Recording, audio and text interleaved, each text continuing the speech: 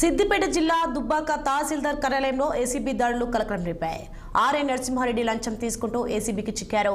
పట్టా passbook లో పేరు మార్పు కోసం మహిళా రైతు నుంచి ₹1,00,000 తీసుకుంటూ నరసింహారెడ్డి రెడ్ హ్యాండెడ్ గా పట్టుబడ్డారు. మండల పరిధిలోని అప్పనపల్లి గ్రామానికి చెందిన కుంభం సుజాత భర్త చనిపోవడంతో తన పేరు మీదకు భూమిని మార్చుకునేందుకు దరఖాస్తు చేసుకున్నారు. అయితే మార్పు కోసం దుబ్బాక ఆర్ఐ లంచం అడగడంతో అవాక్కయ్యారు. లంచం ఇవ్వడం ఇష్టం లేని సుజాత ఏసీబీ అధికారులను ఆశ్రయించారు. సిద్దిపేట బ్లాక్ ఆఫీస్ ముందు ఉన్న టీ స్టాల్లో నరసింహారెడ్డికి ₹1,00,000 సుజాత ఇస్తుండగా వలపన్ని పట్టుకున్నారు ఏసీబీ అధికారులు. తహసీల్దార్ కార్యాలయానికి నరసింహారెడ్డిని తీసుకొచ్చి ఆఫీసులో సోదాలు నిర్వహించారు.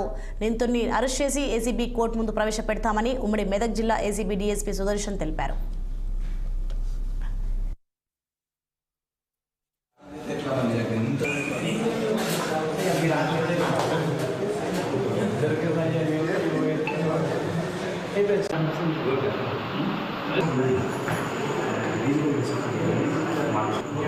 తీసుకు అందరూ షేర్ చేసుకోవాలి. మీరు అందరూ టీం ఉంటుంది కదా, అందరూ ఉంటుంది.